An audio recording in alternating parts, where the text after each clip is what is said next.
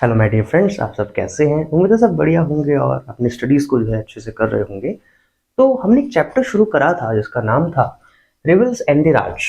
मतलब 1857 का जो युद्ध है उसके हमने शुरुआती अंशों को जाना था, शुरुआती फेजेस को जाना था कि ये जो युद्ध होता है होता कैसे है और कहाँ कहाँ फैलता है, कहाँ से ये जो द्वीप है शुरू होती है ना। तो हमने एक शॉर्ट एक डिस्कस करा था कि जो मंगल पांडे साहब हैं बैरकपुर में, इसकी चिंगारी लगती तो है, लेकिन काफ़ी समय बाद 1857 में आते आते, मई के महीने में आते आते जो है शुरू हो जाता है यूपी से ये जो है रिवॉल्ट है ना। वो कानपुर से शुरू होते हुए सिपॉय लाइन्स में ये फैलता है और दिल्ली वो जाती है। मेरठ से एक्चुअली शुरू होता है और मेरठ से फिर सिपॉय लाइन्स से दिल्ली जाते हैं और ऐसे बहादुर शाह जफर को कन्विंस करते हैं कि आप हमें लीडर आप हमारे बन जाइए और हम अब बहुत हो गया है, ये है जो अंग्रेजी सिपाही है हमें बुलेट से, जो ये बुलेट्स है जिसमें गाय और सुअर का फैट लगा हुआ है, मांस लगा हुआ है, हमें चबाने के लिए कह रहे हैं, इसलिए हम युद्ध करना चाहते हैं। तो ऐसे ही होते होते ये रिवॉल्ट फैलता है। अब आगे जो है इसको शुरू करते हमने देखा कि कैसे लेटर्स लिखे जाते थे, पंचायतों का सिस्टम था, पंचायतों से निर्णय होता था करना क्या है। तो अब आगे जो है हम डिस्कस करेंगे कि देखिए ये जो रिवॉल्ट फैलता है, ये जो युद्ध आरंभ होता है, इसका मेन कारण क्या था, मेन कॉज क्या था कि अंग्रेज जो है वो हमें बुलेट्स दे रहे हैं। सिपाही का ये कहना था कि जिसमें गाय और सुअर का फैट लगा हुआ है, मांस लगा हुआ है, लेकिन अगर हम सच में देखें ऐसा नहीं था। तो बेसिकली जो ये रिवॉल्ट फैलता है ये कुछ रूमर्स और कुछ प्रोफेसीज से फैलता है। ये कुछ कारण है जिससे रिवॉल्ट फैलता है। रूमर्स का मतलब हो गया कि अफवाहों से ये जो है युद्ध शुरू होता है, टोटली अफवाह चल रही थी सिपाहियों के बीच और प्रोफेसीज हो रही थी, भविष्यवाणी ये सिपाही लोग कर रहे थे। तो अफवाहों के कारण ये युद्ध हो पाता है। तो ये कारण बता रहे हैं कि बुलेट हमें दे रहे हैं जिससे हमारा धर्म भ्रष्ट करा जा रहा है, टोटली ये अफवाह थी। टोटली ऐसा कुछ था ही नहीं कि गाय और सुअरों का फैट रहा होगा।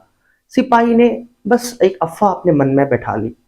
अंग्रेजों ने बहुत कोशिश करी कि ऐसा नहीं है भाई साहब, ऐसा नहीं है, इसमें कोई फैट नहीं है, लेकिन कोई सुनने को तैयार नहीं था।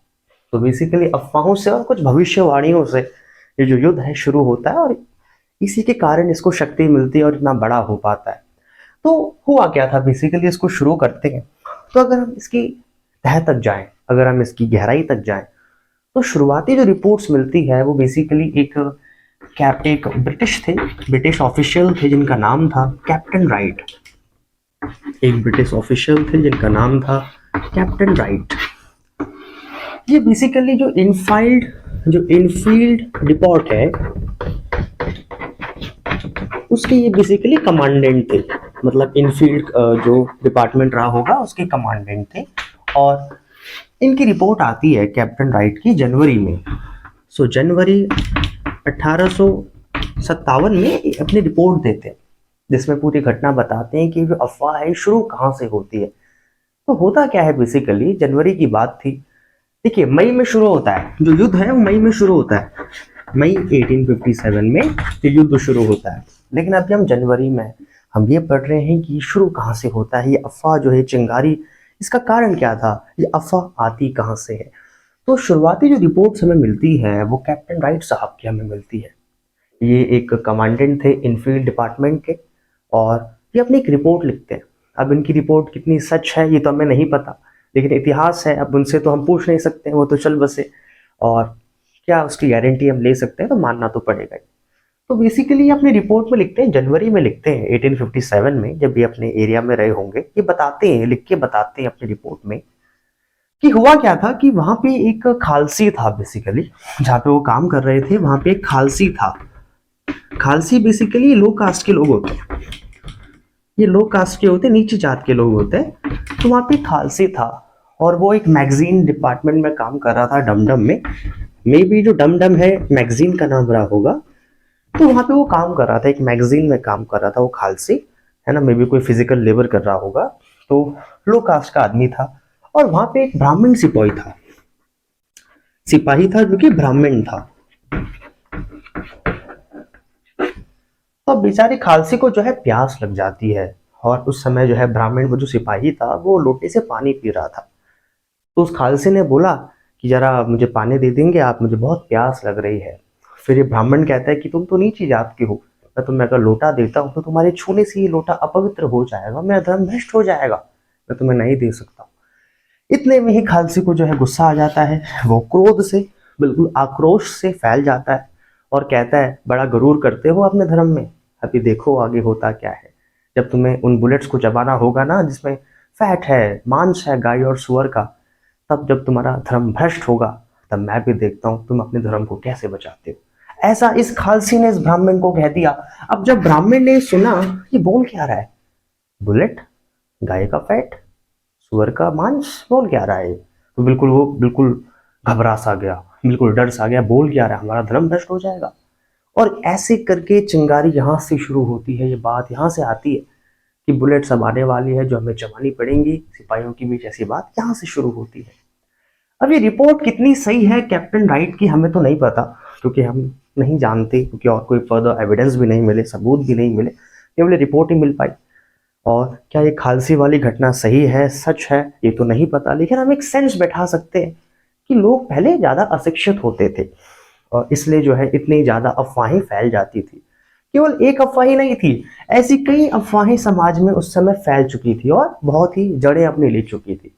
जैसे एक अफवाह ये थी कि अंग्रेज जो है, ब्रिटिशर्स, वो क्या करना चाहते हैं, वो इनका धर्म भ्रष्ट करना चाहते हैं, ऐसी अफवाह जनता के बीच फैल गई थी। एक अफवाह तो ये थी। तो दूसरी अफवाह समाज में फैलती, ओके, कई अफवाहें समाज में उस समय फैल रही थी। तो दूसरी अफवाह ये थी कि जो अंग्रेज है वो हिंदू और मुसलमानों का, मोमडन्स का धर्म भ्रष्ट करना चाहते हैं। तो वो क्या कर रहे हैं कि जो फ्लोर है ना, जो आटा है, वो उस फ्लोर में क्या कर रहे हैं, काऊ और पिग, गाय और सुअर की जो हड्डियां हैं, जो उनकी बोन्स हैं, उन बोन्स का डस्ट, समझ रहे हैं आप, हड्डियों का चूरन बना के, गाय और सुअर की जो हड्डियां हैं उनका चूरन बना के वो आटे में मिला रहे हैं अंग्रेज लोग, और ये आटा मार्केट में भेज रहे हैं। और इसलिए उस समय कोई जनता, कोई भी आदमी ने मार्केट से आटा नहीं खरीदा, क्योंकि अफवाह बिल्कुल बहुत तेज फैल गई थी कि अंग्रेज जो है इनको क्रिश्चियंस बनाना चाहते हैं। इसलिए अंग्रेज क्या कर रहे हैं, मार्केट में जो आटा दे रहे हैं उसमें गाय और सुअरों की हड्डियां का चूरन बना के उस आटे में मिला के बेच रहे हैं। ऐसी अफवाहें समाज में फैल गई।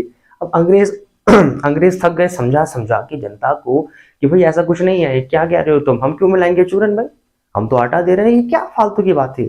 ऐसी जो खालसी की अफवाह थी उसको भी सही कर रहे हैं, ऐसा कुछ नहीं है, बुलेट्स में कोई मांस नहीं लगा हुआ है। लेकिन जनता तो जनता, एक बार अगर मन में बात बैठ गई तो वो तो चलती रहती है। तो ऐसे करके अफवाह इतनी ज्यादा प्रज्वलित होने लगी और ऐसे ऐसे करके समाज में चिंगारी फैलती लगी और मई में आते आते युद्ध हो जाता है। तो ये अफवाहें थी। तो इसलिए हम भी किसी चीज को देखते हैं, हमें एक प्रैक्टिकल अप्रोच रखनी चाहिए। ठीक है, जनता में बात फैल रही है, लेकिन समझना चाहिए कि ऐसा क्या हो सकता है। खैर वो तो प्राथमिक समाज था उस समय, इतिहास का पार्ट है, लेकिन ऐसा कुछ अफवाहें समाज में फैल रही थी, आप देख भी सकते हैं, सिनेरियो समझ भी सकते हैं। ये कुछ केसेस थे और एक फिर प्रोफेसी भी हो जाती है। अब जब इतनी सारी अफवाहें फैल रही थी तो इतने में ही एक भविष्यवाणी कर दी जाती है, लोग ही करते हैं आपस में, कि 1757 में, 57 में जब बैटल ऑफ प्लासी होता है, हमें पता है ना, बैटल ऑफ प्लासी 1757 में होता है, 1757 में जो है बैटल ऑफ प्लासी होता है, जिस बैटल ऑफ प्लासी से अंग्रेज आते हैं और बंगाल में अपना राज्य स्थापित करते हैं। तो इस बैटल ऑफ प्लासी से ये कहते हैं, ये जनता कहती है कि इसके 100 साल के बाद, मतलब 1857 में, इसके एनिवर्सरी में, इसके 100 साल के बाद हम अंग्रेजों को हटा देंगे, ऐसी भविष्यवाणी हो जाती है। मतलब जनता एक भविष्यवाणी कर बैठती है इतने में ही, जब ये सारी अफवाहें मार्केट में चल रही थी कि बैटल ऑफ प्लासी के 100 साल के बाद, क्योंकि 1757 में बैटल ऑफ प्लासी होता है, समय चल रहा है 1857, तो ये कहती है जनता कि इसकी एनिवर्सरी में, इसके 100 साल के बाद हम अंग्रेजों को यहाँ से हटा देंगे, इनका नाम और निशान मिटा देंगे, ऐसी भविष्यवाणी करके युद्ध शुरू हो जाता है। तो ये कुछ कहानियां थी जो अफवाहें फैल रही थी। और केवल यही नहीं थी, एक और एक्शन जनता अपने बीच कर रही थी और कुछ काम भी जनता के बीच हो रहे थे। जैसे हो क्या रहा था, रोटियां बांटी जा रही थी इस समय, मतलब गांव से गांव रोटियां बांटी जा रही थी। मतलब आप ऐसे समझ सकते हैं कि एक बंदा एक गांव का आया, उसने रोटी किसी दूसरे गांव के बंदे को दे दी, वॉचमैन को दे दी रात को। फिर दूसरे गांव के बंदे से कहा, उस वॉचमैन से कहा कि तुम 5 रोटियां और बनाओ और ऐसे बाकी गांव में बांटो। अब रोटियां क्यों बट रही है समाज में, अलग अलग गांव में, ये जो है समाज वाले, ये जो गांव वाले हैं, रोटियां क्यों बांट रहे हैं, इसका एक्चुअल सेंस तो हमें नहीं पता, लेकिन ये हम कह सकते हैं कि मे बी एक शगुन के तौर पे, है ना, गुड ओमन जो होता है, शगुन के तौर पे ये एक्शन चल रहा होगा। तो रोटियां भी समाज में बढ़ती रही थी, और मैं भी ऐसे रोटियों को फैलाकर ये अपना मैसेज भी क्या पता फैलाना चाहते होंगे कि भैया बहुत हो गया है, अभी वॉर को शुरू करना है। तो रोटियां क्यों बट रही थी हमें नहीं पता, लेकिन ऐसा समाज में हो रहा था। तो ये कुछ घटनाएं थी जो हमने डिस्कस करी।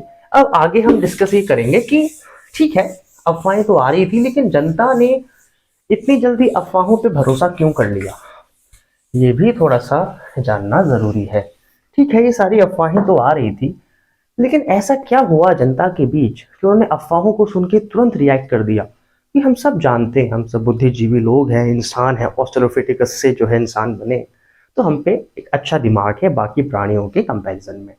और जो भी बात होती है हम पहले उसको एनालाइज करते हैं, पहले उस पर आत्ममंथन करते हैं, उसे सोचते हैं, फिर रिएक्ट करते हैं।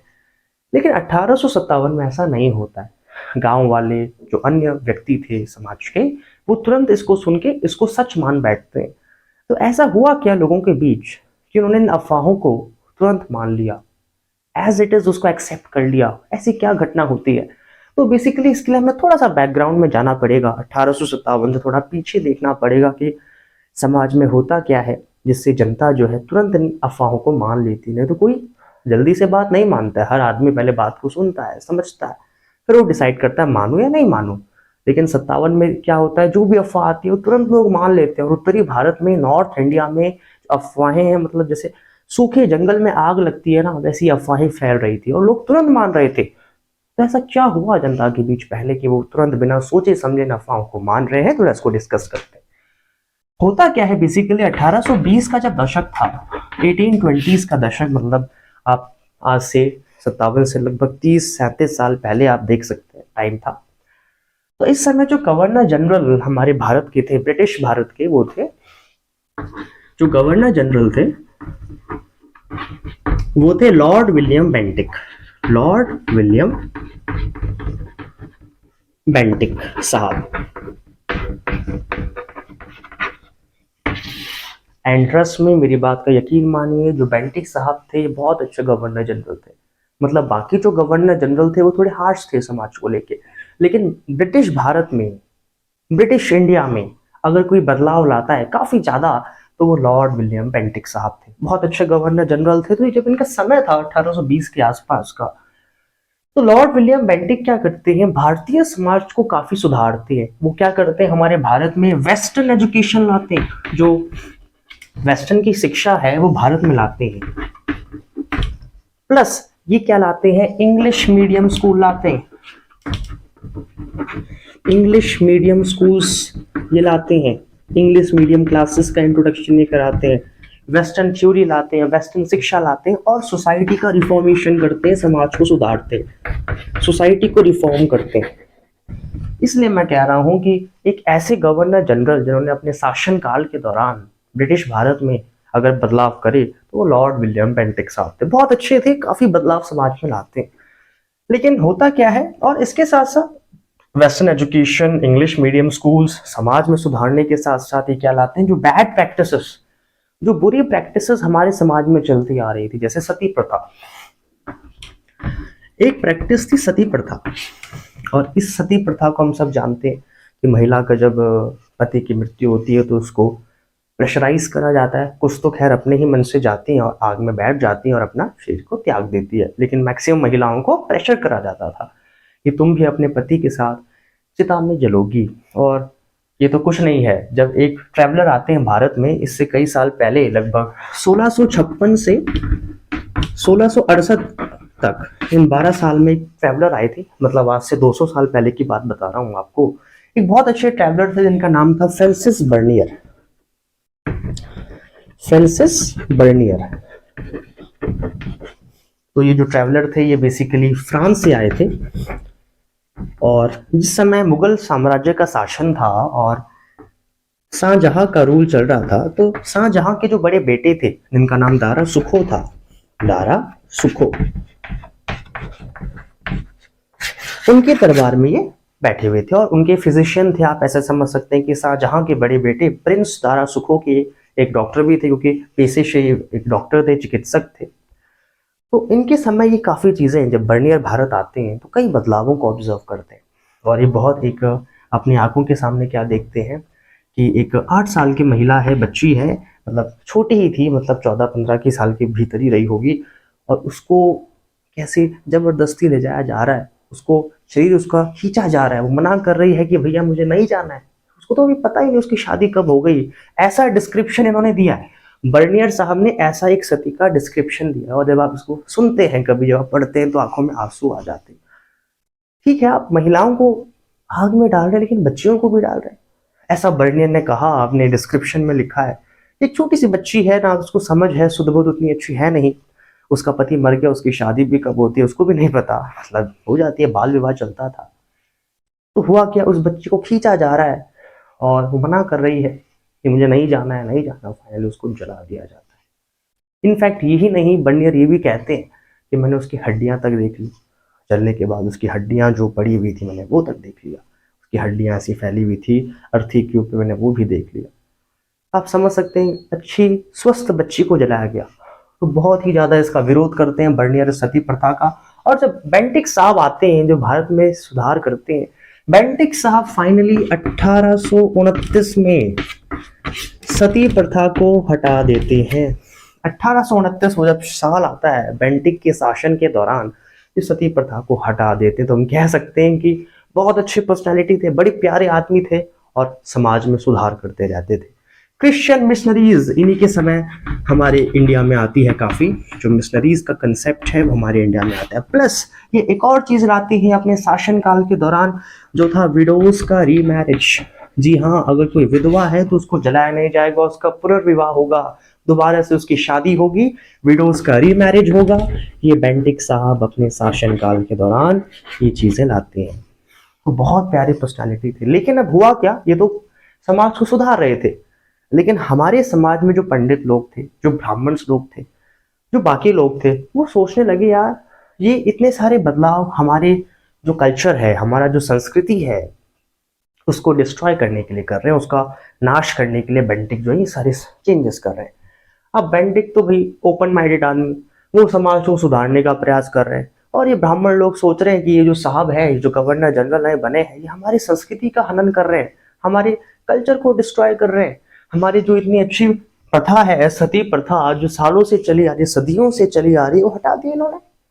जो हमारा ग्रंथ है, जो हमारी संस्कृति है, उसके बदले वेस्टर्न एजुकेशन ला रहे हैं। तो लोगों में 1830 के दशक के दौरान एक धारणा मन में बैठ गई कि जो अंग्रेज लोग हैं हमें क्रिश्चियनिटी में कन्वर्ट करना चाहते हैं, क्योंकि ये जो चेंजेस है इसलिए ही लाए जा रहे हैं ताकि भारतीयों को, मुसलमानों को क्रिश्चियंस में कन्वर्ट करा जाए। ऐसी धारणा लोगों के अंदर बन जाती है 1830 के दशक में आते आते, जब बेंटिक साहब का शासन था, कि ये जो है हमें क्रिश्चियंस में कन्वर्ट करना चाहते हैं। इसलिए जब 1857 में ये अफवाहें चलती है तो लोग तुरंत एक्सेप्ट कर लेते बिना सोचे समझे, क्योंकि पहले से धारणा आ रही थी, पहले से इन्होंने इतने सारे बदलाव देख लिए थे। तो लोगों ने तुरंत 1857 में इन सारी अफवाहों को मान लिया, और इसलिए ये अफवाहें इतनी प्रचलित होती हैं उत्तर भारत में, नॉर्थ इंडिया में इसलिए फैल पाती हैं। तो ये कारण था, एक बैकग्राउंड था कि क्यों लोग इन अफवाहों में भरोसा कर रहे थे। चलिए अब हम एक बहुत प्यारा एग्जाम्पल लेंगे, एक बहुत प्यारी स्टेट का हम एग्जाम्पल लेने वाले हैं, जहाँ पे ये देखने को मिलता है 1857 का, जहाँ पे युद्ध होता है। वैसे तो कई एरियाज में होता है, जैसे कानपुर में, लखनऊ में, बरेली में, झांसी में। तो ऐसे ही एक एरिया था जिसका नाम था अवध। तो अवध में जो ये 57 का युद्ध होता है, अवध के एरिया में बड़ा प्यारा होता है, और काफी लंबे समय तक, मतलब एक ऐसी जगह नॉर्थ इंडिया में जहाँ पे 1857 का युद्ध काफी लंबे समय तक हुआ। सबसे ज्यादा समय तक अंग्रेजों को जहाँ लगा अवध को दोबारा कैप्चर करने, वो अवध ही था। सो अवध में दोबारा कैप्चर करने में बहुत ज्यादा समय लगा, और सबसे लंबे समय तक यहीं पे रिवॉल्ट होता रहा। देखिए अब अवध में क्या होता है, सबसे पहले अवध की जो स्टोरी है वो 1801 से शुरू होती है। खैर इसको भी छोड़िए अभी। अब 1850 में क्या होता है, 1850 में एक नए गवर्नर जनरल बनते हैं जिनका नाम था लॉर्ड डलहौजी। 1850 के दौरान एक नए गवर्नर जनरल थे जिनका नाम था लॉर्ड डलहौजी। और 1851 में 1851 में डलहौजी क्या कहते हैं कि अवध एक ऐसी जगह है कि एक मान लो एक चेरी के समान है, ये एक बहुत ही अच्छी प्रीशियस जगह के समान है जो हमारे मुंह में एक दिन पड़ जाएगी।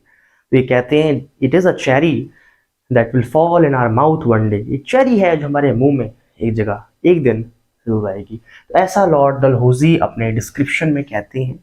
और यहाँ पे क्या था, अवध में 1801 से एक पॉलिसी लगी हुई थी जिसका नाम था सब्सिडरी अलायंस। 1801 से यहाँ पे एक पॉलिसी लगी हुई थी जिसका नाम था सब्सिडरी अलायंस। ये पॉलिसी क्या है जरा इसको समझते हैं। देखो, सब्सिडरी अलायंस की जो पॉलिसी थी ये 1798 में एक गवर्नर जनरल थे, इनका नाम था लॉर्ड वेलेस्ली। एक गवर्नर जनरल थे जिनका नाम था लॉर्ड वेलेस्ली। ये पॉलिसी लाते हैं 1798 में जिसका नाम था सब्सिडरी अलायंस, और यही पॉलिसी 1801 में आते आते अवध में लागू हो जाती है। अब ये पॉलिसी क्या थी? बेसिकली पॉलिसी कहती थी, जो भी स्टेट्स, जो भी राजा थे अंग्रेज, उनसे कहते थे कि देखो जो भी इस पॉलिसी को अपनाएगा हम उसके मित्र बन जाएंगे, ऐसा अंग्रेज कहते थे बाकी राजाओं से जो भारत के थे, और सारी सुरक्षा हम देंगे, लेकिन शर्त यह है कि आपको अपनी आर्मी, अपनी सेना को तोड़ना होगा और उसके बदले हमारी सेना को लगाना होगा। उसका खर्चा पानी सब आप देंगे, लेकिन अगर कोई भी आप पे आक्रमण करेगा तो हम आपकी सुरक्षा करेंगे। प्लस जो भी आप अटैक करना चाहते हैं किसी पे या किसी के साथ संधि करना चाहते हैं, वो करने से पहले आपको हमसे पूछना पड़ेगा। तो देखा जाए इस पॉलिसी से कहीं ना कहीं जो राज्य था टोटली टूट ही जाता था और टोटली अंग्रेजों पे ही आधारित हो जाता था, अंग्रेजों पे ही डिपेंडेंट हो जाता था। ऐसी ही पॉलिसी 1801 में अवध में लग गई। और 1856 में क्या था, फाइनली 1857 में रिवॉल्ट के जस्ट एक साल पहले जो डलहौजी हैं अपने समय में, ये क्या करते हैं, अवध को कैप्चर कर लेते हैं, अवध में अंग्रेजों का शासन ला जाते हैं। कैसे करते हैं अवध को कैप्चर? देखो, उस समय अवध के जो राजा थे वो नवाब थे बेसिकली, और उनका नाम था नवाब वाजिद अली शाह। अवध के उस समय जो नवाब थे 1856 के दौरान, उनका नाम था नवाब वाजिद अली शाह। ये अवध में उस समय शासन करते थे। और इनकी जो प्रसिद्धि है, वाजिद अली शाह की जो ख्याति थी बहुत ज्यादा थी। मतलब आप ये समझेंगे लोग इनसे बहुत प्यार करते थे। ये दिखता नहीं है वैसे इतिहास में, क्योंकि जनरली इतिहास में जो राजा होते हैं लोग उनसे रुष्ट होते हैं, लोग उनसे बेसिकली नाराज होते हैं, लेकिन ये एक ऐसे नवाब थे जिनको लोग इतना पसंद करते थे, इतना प्यार करते थे कि वो उसके बदले कोई और राजा देखना ही नहीं चाहते थे। लेकिन अंग्रेजों ने एक गलत कंसेप्ट अपने माइंड में बैठा लिया। अंग्रेजों को लगा कि ये बहुत ही ज्यादा अनपॉपुलर नहीं करता है, उन्होंने गलत ही बात सोच ली, लेकिन इनकी प्रसिद्धि बहुत ज्यादा थी। वो करते क्या है अंग्रेज, ब्रिटिशर्स कहते हैं नवाब वाजिद अली शाह को कि आपने क्या करा, मिसगवर्न करा। ये जो है वाजिद अली शाह पे एक दोष लगा देते हैं अंग्रेज कि आपने जो है मिसगवर्न करा, आपने अच्छे से रूल नहीं करा, इसलिए आपको बर्खास्त करा जाता है और आपको राजगद्दी से हटा दिया जाता है। ऐसा अंग्रेज करते हैं। और ये जो उनकी स्ट्रेटेजी होती थी कि राजाओं पे झूठा दोष लगा देना, करते थे। अगर आप झांसी में देखेंगे तो झांसी में भी सेम आरोप लगाया गया। अगर आप सतारा में भी देखेंगे, सतारा जो है ये महाराष्ट्र में पड़ता है, झांसी जो है ये एमपी में पड़ता है, या जस्ट एमपी जहां से शुरू हुआ यूपी जहां खत्म हो रहा है वहीं पे लगभग झांसी पड़ता है। तो ऐसे ही जो दोष है, झूठे दोष, झूठे आरोप अंग्रेज लगाते थे। झांसी पे लगाया तो वहां से राजा को हटाया, रानी को हटाया। सतारा पे लगाया तो वहां पे जो रूल कर रहे थे उसको हटाया और अपना शासन करा। और ऐसी जो स्ट्रेटेजी थी अंग्रेज करते थे कि झूठे आरोप लगा दिए, राजा को हटा दिया, रानी को हटा दिया और अपना शासन वहां फिर कर दिया, आधिपत्य स्थापित कर दिया। तो सेम ये अवध में करते हैं 1856 में, और कहते हैं नवाब वाजिद अली शाह को कि आपने जो है मिसगवर्न करा है, आपने सही से रूल नहीं करा है, हम आपको यहाँ से हटाते हैं। और फिर ऐसे करके अंग्रेज अपना शासन वहां ला जाते हैं और नवाब वाजिद अली शाह को जो है कलकत्ता भेज देते हैं, एग्जाइल, जेल में, या पनिशमेंट के तहत इनको कलकत्ता भेज देते हैं। अब लोग इतने ज्यादा दुखी हो गए कि ऐसा कोई घर नहीं रहा होगा उस समय अवध में कि जो रोया ना हो। सब लोग रोने लगे, इतने प्रसिद्ध राजा थे, सब लोग रो रहे थे। इनफैक्ट जब ये जा भी रहे थे तो लोगों ने इनको, सोचिए, लखनऊ से कानपुर तक फॉलो करा, पैदल पैदल। सोचिए, लखनऊ से कानपुर तक लोग पैदल पैदल गए वाजिद अली शाह के पीछे सम्मान देने के लिए। इतने ज्यादा प्रसिद्ध राजा थे। और बहुत एक अच्छी कविता लोगों ने बनाई उस समय, गीत गा के जा रहे थे कि अंग्रेज बहादुर आए, मुल्क ले लियो, कि मतलब ये अंग्रेज जो बहादुर हैं ये तो आ गए और हमारा मुल्क हमसे छीन लिया। ऐसे गीत गाते गाते ये वाजिद अली शाह के पीछे जा रहे थे और इन्होंने लखनऊ से पैदल चलकर जनता ने इनको कानपुर तक फॉलो करा। सोचिए इतने प्रसिद्ध राजा थे, लेकिन वही है अंग्रेजों ने झूठे आरोप लगाए और इनको हटा दिया। तब से ये चिंगारी और ज्यादा बढ़ने लगी, तब से जो है और ज्यादा बढ़, ऐसा लग रहा था कि मानो शरीर से आत्मा चली गई है। ऐसा कहा किसी एक अंग्रेज ने, जो इस पूरी घटना को, इस पूरे कांड को देख रहे, उन्होंने लिखा अपने वर्क में, कोई अंग्रेज रहे होंगे। वो कहते हैं कि ऐसा लग रहा था मानो अवध की बॉडी में से उसके प्राण चले गए हैं जब वाजिद अली शाह वहां से जा रहे थे। तो ऐसी घटना यहाँ पे देखने को मिलती है। अब होता क्या है बेसिकली, कि जब सब हो जाता है तो अंग्रेजों का जो एक शासन की एक शक्ति है वो काफी बढ़ जाती है। कि कैलकाटा, बॉम्बे, अब अवध हो गया, यूपी में झांसी और कई जगह इन्होंने अपना शासन, पंजाब में स्थापित कर दिया था, दिल्ली में तो करा ही था। तो कहीं ना कहीं इन अंग्रेजों की शक्तियां काफी बढ़ जाती है और ऐसे में अफवाहों ने बहुत एक मेजर रोल प्ले करा और अब जो है यहाँ से रिवॉल्ट शुरू होता है। तो सबसे पहले हम देखेंगे कि जब ये अवध में घटना होती है, जब अवध में अंग्रेज आ जाते हैं, तो अवध के जो बेसिकली बाकी लोग हैं उन पे इसका क्या प्रभाव पड़ता है। 1856 में जब अवध को 1856 में जब अवध को यहाँ पे उस रिवॉल्ट के एक साल पहले ही जब कैप्चर कर लेते हैं अंग्रेज, तो अवध के जो बाकी लोग थे उन पे होता क्या है बेसिकली। तो अवध में बेसिकली ताल्लुकदार काफी थे। ये ताल्लुकदार कौन होते हैं? ये एक जमींदार टाइप के होते हैं। ये अवध की जनता का एक पार्ट थे ताल्लुकदार, अवध के ही लोग होते थे। और जो ताल्लुकदार होते थे उनपे कई गांव का एक जिम्मा होता था, इन पे कई जमीनें होती थी, काफी अमीर होते थे। इन ताल्लुकदारों की जो है, अगर हम अंग्रेजों से पहले का समय देखें तो ताल्लुकदार काफी अच्छे होते थे, अमीर होते थे, इकोनॉमिकली आर्थिक स्थिति काफी अच्छी होती थी। इनके अपने किले होते थे, इनकी अपनी आर्मी होती थी, अपनी सेना होती थी और कई गांवों का जिम्मा इनके पास होता था। और ये राजा के साथ इनकी अच्छी ट्यूनिंग होती थी, अच्छे बॉन्ड होते थे और राजा को एक कर दिया करते थे अपने गांवों में से, अपने ताल्लुक्स में से, और ये भी अच्छे से रहते थे। अब हुआ क्या, जब अंग्रेज आ गए तो इन्होंने इन ताल्लुकदारों की स्थिति का बहुत मतलब बुरा लगा, चाहते थे कि ये ताल्लुकदारों को हटा दे। तो फाइनली ये क्या करते हैं, समरी सेटलमेंट। जी हाँ, अंग्रेज काफी मतलब उनको सहन नहीं हो रहा था इन ताल्लुकदारों की अच्छी स्थिति देखना।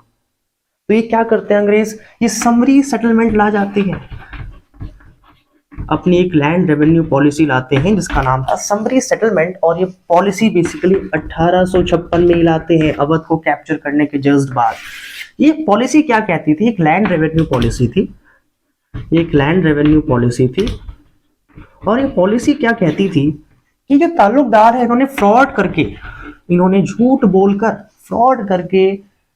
बोलकर ये सारी जमीनें हथियाई हैं। और अगर कानून की माने तो इन ताल्लुकदारों का कोई रोल नहीं है, इन ताल्लुकदारों के पास कोई अधिकार नहीं है इतने गांवों को अपने अधीन रखना, इतने जमीनों को अपने अधीन रखना।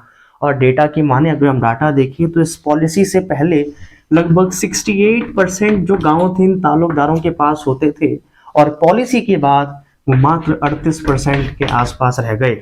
समझ सकते हैं आप कि कितनी जमीनें, इनकी आर्मी को इनसे छीन लिया गया, इनके किलों को उनसे हटा दिया गया। और दक्षिण जो अवध था, साउथ जो अवध था, दक्षिण जो अवध था,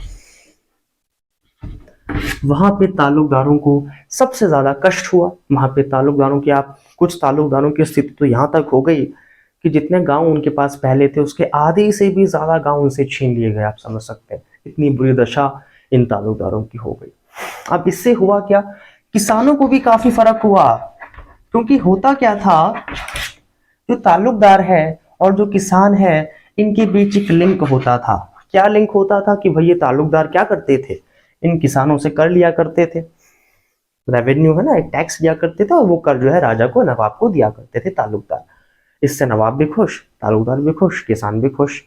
लेकिन अब हुआ क्या, अंग्रेजों ने कहा कि इस पॉलिसी का मेन एम क्या है कि ताल्लुकदारों से उनकी जमीनें छीनना, जो उन्होंने फ्रॉड से जो है, ऐसा अंग्रेज कहते थे कि जो फ्रॉड से उन्होंने जमीन अपने पास रखी है, और वो जमीन जो है किसानों को देना, ताकि किसान का भी अच्छा भला हो, वो भी अच्छे से इकोनॉमिकली डेवलप हो और हमें भी जो है रेवेन्यू आता रहे, हमें भी जो है पैसा आता रहे।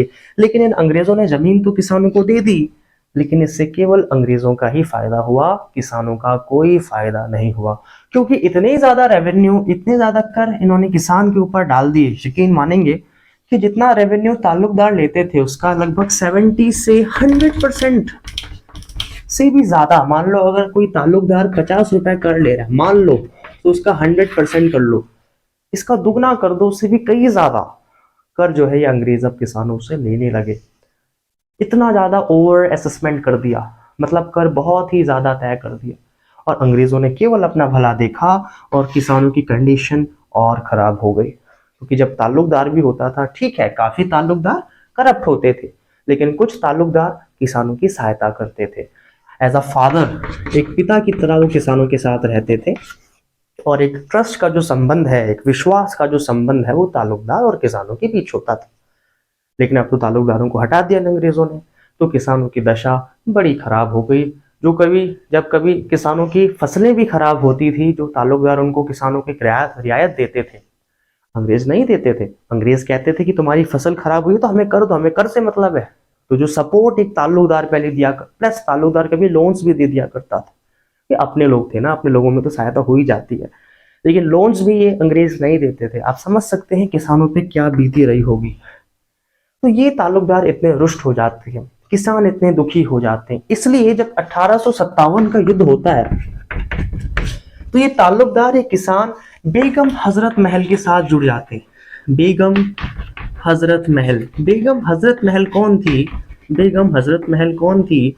बेगम हजरत महल नवाब वाजिद अली शाह की पत्नी थी, जो अवध में रिवॉल्ट करती हैं अपने पति के लिए, अपने राज्य के लिए, और इन्हीं के साथ ये ताल्लुकदार, ये किसान जुड़ जाते हैं। हालांकि हजरत महल जी हार जाती है, लेकिन उसके बाद भी ये ताल्लुकदार उन्हीं के साथ खड़े रहते हैं। ऐसे ही सिपाहियों के साथ भी बुरा होता है, जो अवध के सिपाही थे। क्योंकि होता क्या था, जब 1820 का दशक था, 1820 का जब दशक था, वही बेंटिक साहब का जब समय था, तो इन सिपाहियों के जो अंग्रेजी बड़े अफसर होते थे, इनके साथ बड़े प्यार से रहते थे, सम्मान के साथ रहते थे। मतलब अंग्रेज और निचले रैंक के जो सिपाही होते थे भारतीय, इनके साथ कोई भेदभाव नहीं करते थे, साथ में जाते थे, साथ में रेसलिंग करते थे, और एक प्यार का एक संबंध रहता था उन बड़े अंग्रेजी अफसरों और इन भारतीय सैनिकों के बीच। और ये कब हुआ? बेंटिक के टाइम में हुआ। समझ सकते हैं कि बेंटिक का समय कितना अच्छा रहा होगा। सिपाहियों में कोई डिस्क्रिमिनेशन नहीं हो रहा है, लेकिन बेंटिक के समय ऐसा हुआ। लेकिन 1840 में आते आते यही सिपाही अपने आप को बड़ा समझने लगे, और इन भारतीयों सिपाहियों के साथ ये अब डिस्क्रिमिनेशन करने लगे, भेदभाव करने लगे, प्लस इनको गालियां भी देने लगे, अब्यूज करने लग गए। मतलब 1820 के दौरान जो वो अंग्रेज सिपाही जो इंडियन सिपाहीज के साथ प्यार से रहा करते थे, 1840 में आते आते, 1840 के दशक में आते आते वो संबंध बिल्कुल परिवर्तित हो गया, और अब ये लोग अपने आप को बड़ा समझने लगे, और इन भारतीय सिपाहीज को, इन भारतीय सैनिकों को अब्यूज करने लगे, गालियां देने लगे, प्लस वायलेंस, इनको मारने पीटने लग गए। इसलिए सिपाही भी रुष्ट हो गए, ताल्लुकदार भी रुष्ट थे ही, किसान भी काफी दुखी हो गए। तो ये सब जो है अवध में आक्रमण कर देते हैं। और एक और बात, अवध में जितने भी लोग थे ना, अगर आप बंगाल की बात करें, बंगाल में जितने भी सिपाही थे, लगभग उससे आधे से भी ज्यादा सिपाही अवध में से ही लिए गए थे। इसलिए अवध को कहा भी जाता है, अवध जो है नर्सरी ऑफ बंगाल है। अवध जो है ये नर्सरी ऑफ बंगाल है। So nursery of Bengal very very important point है, प्लीज याद इसको कर लीजिएगा। नर्सरी ऑफ बंगाल किसे कहा जाता है? अवध को कहा जाता है, क्योंकि बंगाल में जितने भी सिपाही थे उसका एक बड़ा हिस्सा अवध से ही लिए गए थे। तो जो भी बंगाल में होता था, अवध तक जानकारी चली जाती थी, और इसलिए जो है जो भी नॉलेज, जो भी इंफॉर्मेशन है आक्रमण की, गांव तक फैल जाती थी, और जनता भी फिर बाद में उस रेबेलियन को ज्वाइन कर पाती थी कि वहीं से सिपाही लिए जा रहे हैं बंगाल में। और जो बंगाल में होगा, जो बाकी एरियाज में होगा, ऑटोमेटिकली जहाँ से सिपाही आए हैं वहां तक खबर पहुंच जाएगी। ऐसे जो रिवॉल्ट है वो फैल पाता था और एक प्रचंड मात्रा में आगे चल पाता। तो ये हमने देखा अवध में होता क्या है, ताल्लुकदारों के साथ, किसानों के साथ और सिपाहियों के साथ क्या होता है।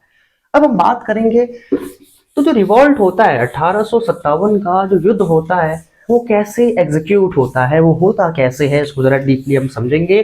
लोग कैसे इस आक्रमण को करते हैं, कैसे इसको जनता तक पहुंचा पाते हैं, क्योंकि जैसे कि आपने देखा कि अगर सिपाहियों ने आक्रमण शुरू करा तो जनता तक वो कैसे पहुंचा, और अगर जनता तक पहुंचा भी तो जनता को इकट्ठा कैसे करा गया, नॉलेज गई कैसे, है ना।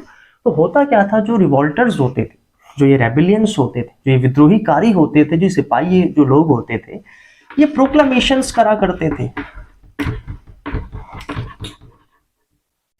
या इश्तिहार दिया करते थे।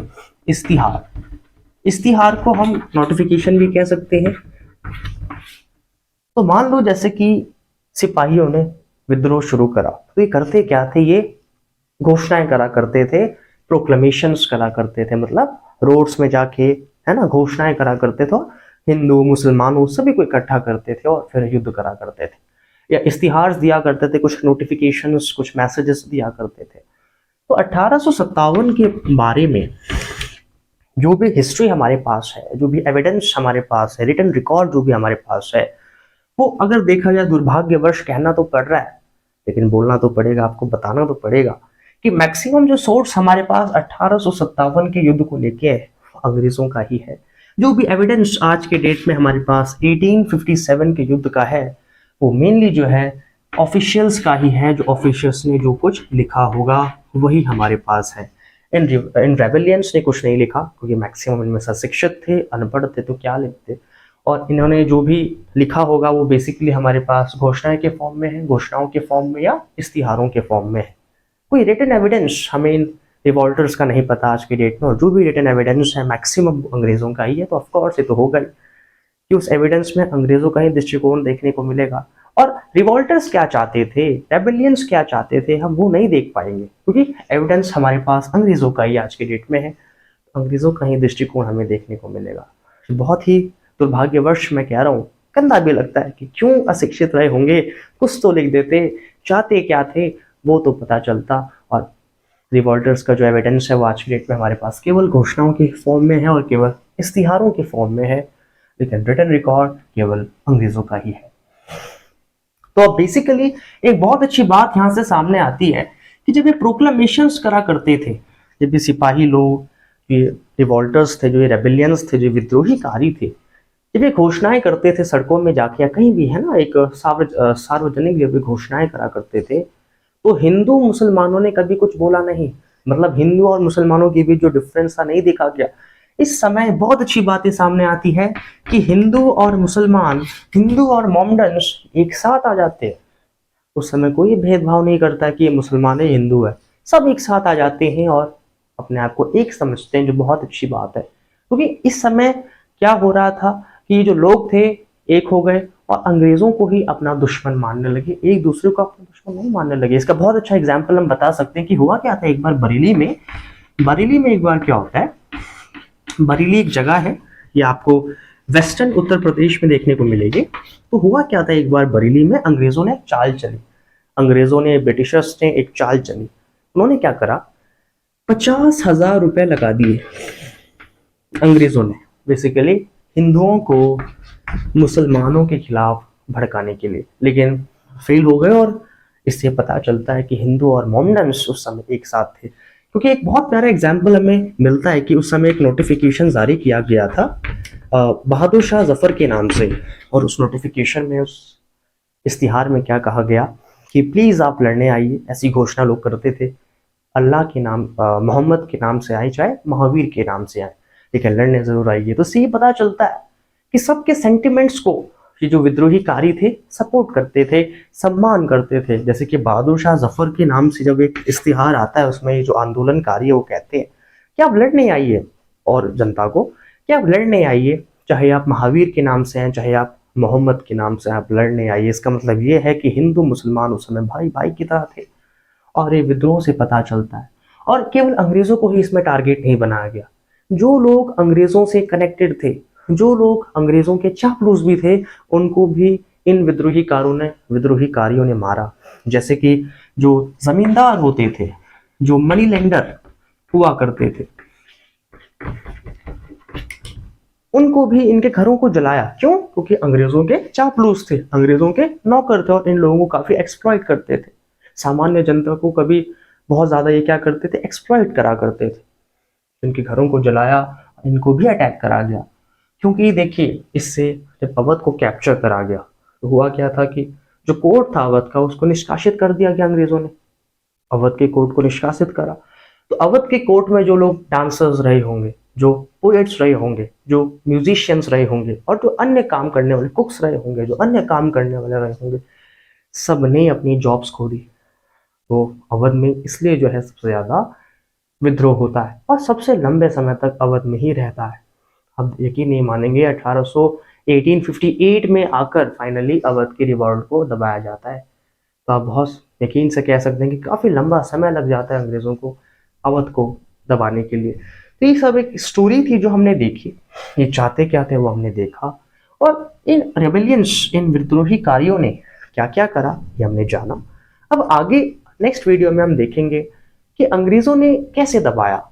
जब ये रिवॉल्ट, जब ये आक्रमण इतने वाइड स्केल में हो गया, इतने लंबे स्केल, लंबे पैमाने में हो गया, तो अंग्रेजों ने इसे दबाया कैसे, ये हम नेक्स्ट वीडियो में डिस्कस करेंगे। Till then, good bye, thank you.